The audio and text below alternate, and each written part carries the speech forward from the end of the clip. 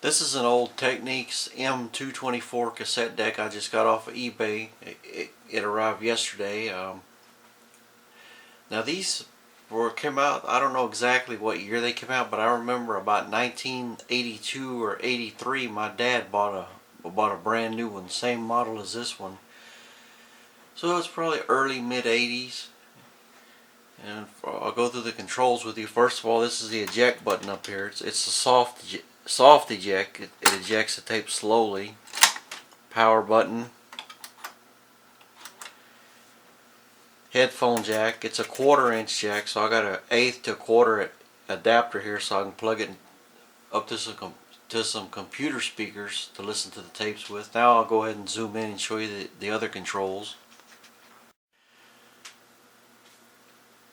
So there you can see it says the model number M224 right there, and it says one touch recording. Where you push record, you don't have to push play, just record, and the play button does not go down with it, and rewind autoplay, which means if you hit rewind and play, push them both in at the same time, when a tape gets through rewinding, it'll start playing, and of course it's auto stop when it gets to the end of the tape.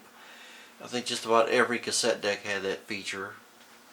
And here's your tape counter, 3-digit tape counter. Record indicator. This lights up in red when you're recording. Rewind, fast forward, counter reset, play, record, stop, and pause. This is your input select. You can select between the line input or mic inputs.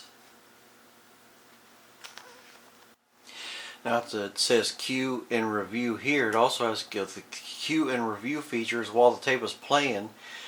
If you hold down fast forward or rewind, you can hear the tape going really fast. And if there's a big enough gap between the songs, you'll hear the blank spot. You can stop it at the next song or the one before it or whatever. I'll demonstrate that for you. Hopefully you can hear it.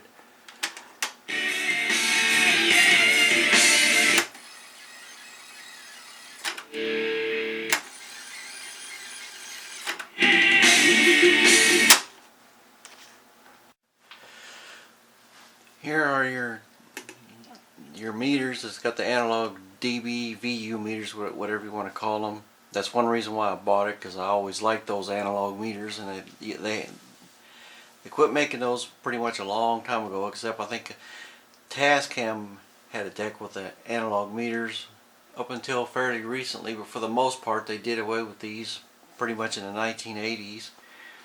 Your Dolby noise reduction out and in.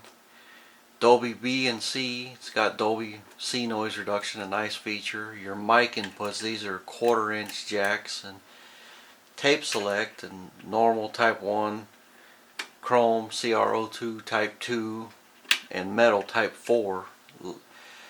Most of the newer tape decks from about the 1990s on had auto tape selector, but this one does not. And here's your input level, record level. Now this is for the left and right. You can see the diagram right there. The one in the front is left and the one in the rear is right, and it just about almost takes 2 hands to operate these. If you want to hold one while turning the other, see I'm holding the right and changing the level on the left. Then if you want to set them back to match each other, you just turn them both back all the way down, and now they're synchronized.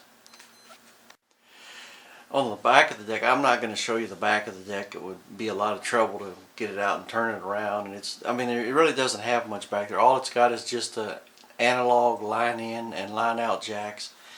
Now some of the older decks, they didn't have the jacks. They had the cables hardwired into the machine, which I don't like that, because once the cables wore out, you'd have to do some major surgery to change them out. But this one, it has the actual RCA phono jack, so you can just add your own cable, which is a nice feature. Now I'm going to go ahead and show you some close-ups of the meters and the counter while the tape is playing. Okay, here, let me hit that play button.